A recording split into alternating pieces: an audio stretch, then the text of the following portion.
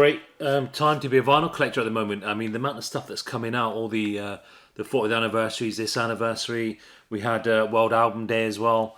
And that's why a lot of the videos that we're doing are just, there's loads I need to do. And at the moment, we're going to have to start posting 2 a week to try and catch up, because if not, we're going into next year, the amount of releases coming out.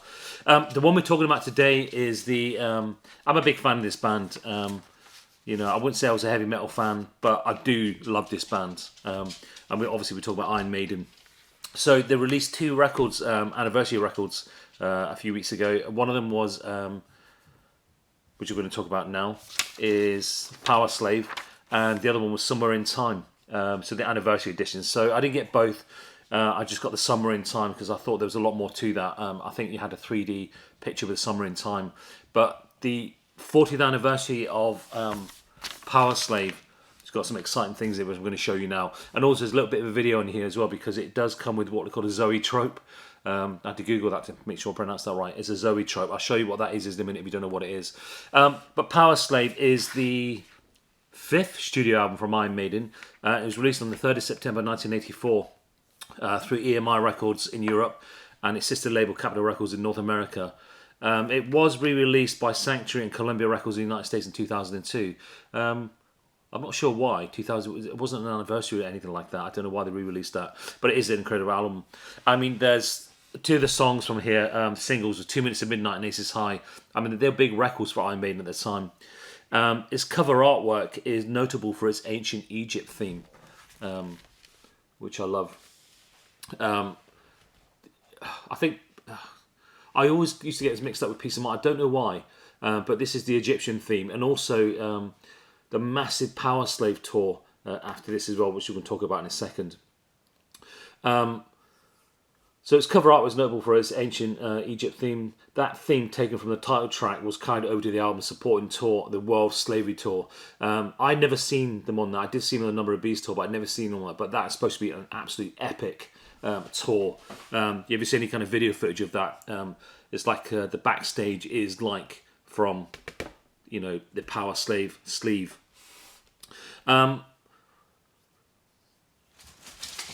The Powerslave tour as well was notable for how long and arduous the actual tour was, and that led to the Live After Death album that came out just after this, and that was all recorded from the Powerslave tour as well, which is a great live album as well, great artwork. I don't think there was any kind of crossover between this Powerslave and Live After Death. I think that's when he's bursting out the grave and all this. But also this, the album contains a musical retelling of Samuel Taylor Coleridge's The Rime of the Ancient Mariner, which is an epic track. The lyrics, which include some lines of the poem, and at 13 minutes and 45 seconds in length, and that's why on side B there is only 3 tracks, because that one track is like 13 minutes long. But I mean, what an epic kind of track that is. But it was the longest song for over 30 years, until it was surpassed by the 18-minute Empire of the Clouds from the 2015 album The Book of Souls.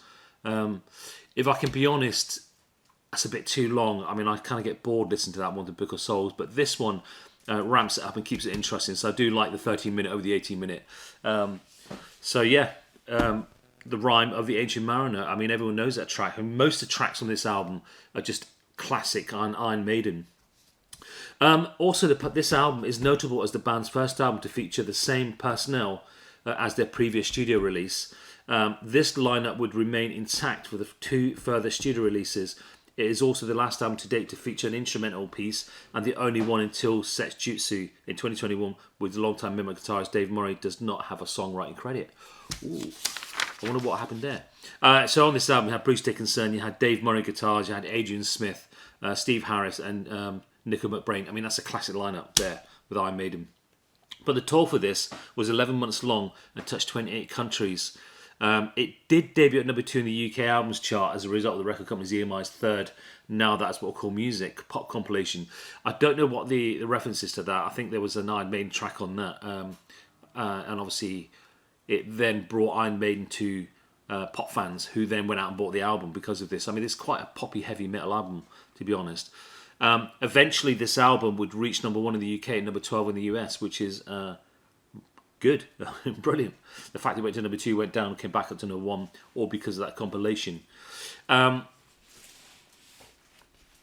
It has also been ranked at number 38 in Rolling Stone's list of 100 greatest metal albums of all time in 2017, and so it should. Something I didn't know here, and I'm a massive fan of, there's an Italian film director called Dario Argento, and I'm a massive fan of his. But the song Flash of Blade was included on the soundtrack to Dario Argento's 1985 film Phenomena. I can never pronounce that. Phenomena. I mean, that's an incredible film. That would have gotten some credits as well. But I'm going to show you, so that's a bit of information about the album, but I'm going to show you the 40th anniversary. So the front and the back are the same.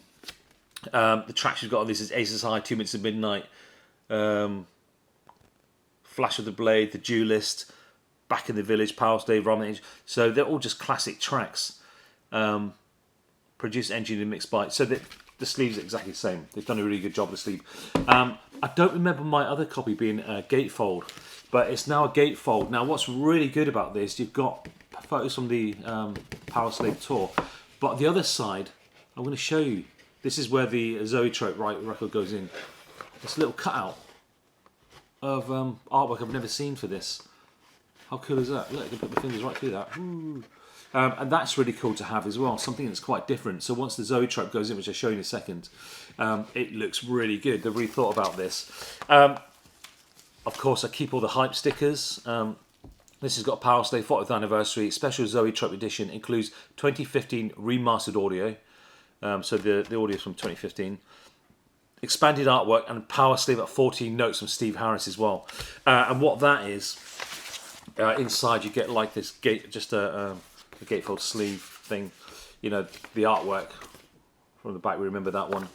The other side, the artwork from the front. But then you've got sleeve notes from Steve Harris all about this album, its recording as well. So it's quite a nice read as well. I have read it. It's quite interesting, some of the facts of here. You've got all the credits for it. You've got the lyrics. Brilliant. But the best thing about this is the Zoetrope. It seems to be kind of like the latest thing. So if I kind of show you the vinyl, that's what it is. Now, if you haven't seen this, once this starts spinning on your decks, there's movement in this as well. But I'm going to do a little video of this to show you, attach it to this video. But it's great artwork. Again, from the inside of the 40th anniversary. And it's got a little tiny, kind of relevant to, you've got the Sphinx, little pharaohs, got loads that kind of relating to the Powerslave. The other side is him as a mummy. There you go. Again, you've got loads of little icons. I'm not sure what it does, but we're going to take a video of each of these to just show you exactly what it's doing. But this is what we call the Zoetrope. A bit of a craze at the moment. But that is Iron Maiden's Powerslave, the 40th anniversary. As I said, you don't have to be a heavy metal fan. This is an album that has to be in everyone's collection. To me, it's probably the second best album they've ever done under Number the Beast. But it's an incredible album. I may pick up Somewhere in Time eventually, but I think this is the Zoetrope. I really love that. I love saying that word as well. But that's the 40th anniversary of Iron Maiden Powerslave on Zoetrope vinyl. I do know this is sold out in most places. Because when I bought mine, I've actually bought this from HMV, there was people in straight after me, raking through, asking for it, and I got the last one. So people are buying this. I mean, Iron Maiden fans are in there thousands upon thousands and millions, so I'm not surprised this is not going to be around for that long. So if you can find a copy, find one. Okay, thank you very much. See you in the next video. Bye-bye.